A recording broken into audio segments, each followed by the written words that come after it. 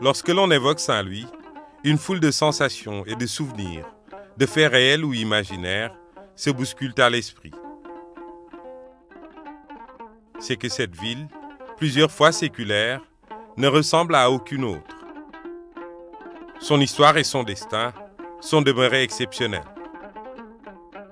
Il est généralement admis que l'île de Saint-Louis du Sénégal a été fondée en 1659 par Louis Collier pour le compte de la Compagnie du Cap-Vert et du Sénégal.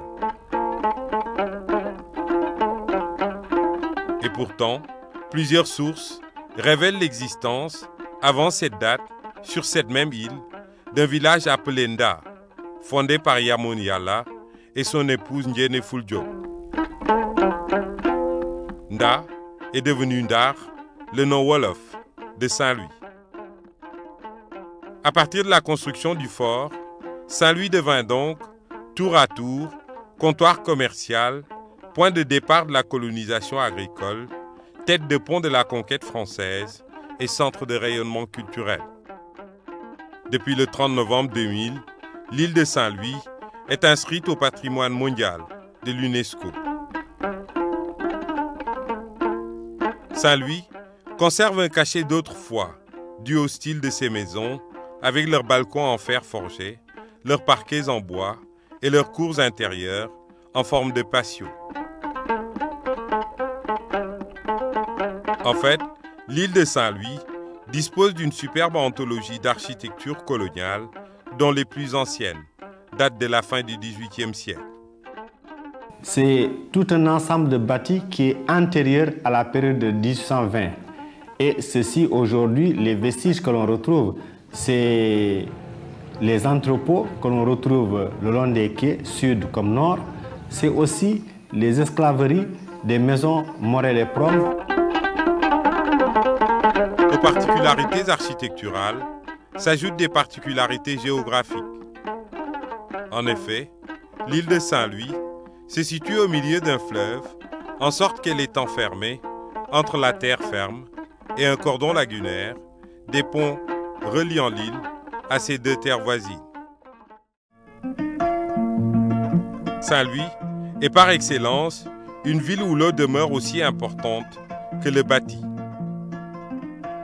D'ailleurs, la ville possède son génie de l'eau, Mam Kumbaba, une grande dame, tutrice de la ville.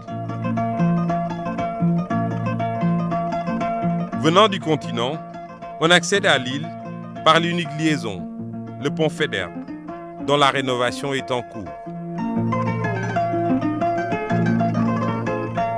Ouvrage métallique de 507 mètres de long et de 10,50 mètres de large, vieux d'une centaine d'années, le pont, dit-on dessiné par Gustave Eiffel, initialement prévu pour enjamber le Danube, serait parvenu à Saint-Louis suite à une erreur administrative.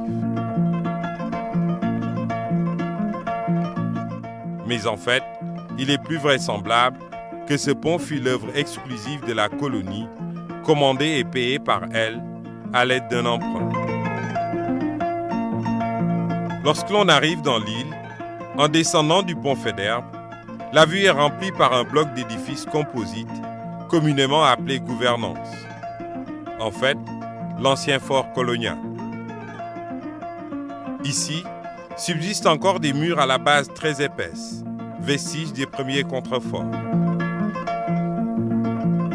Sur la façade, une plaque en souvenir de Mbarik Fall, alias Batling Siki, enfant de la ville, premier africain, champion du monde de boxe, vainqueur du français Georges Carpentier en 1924.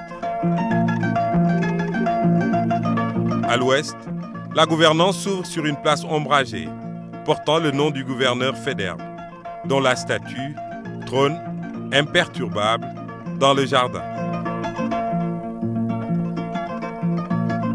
Cet espace de rencontre et de promenade est bordé au nord et au sud par deux bâtiments imposants, à l'origine identiques, les anciennes casernes d'Orléans, baptisées Rogna, qui abritaient des garnisons militaires.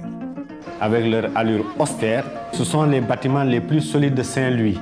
C'est quand l'autorité coloniale a décidé de s'installer de manière durable, comme le disait le baron Roger.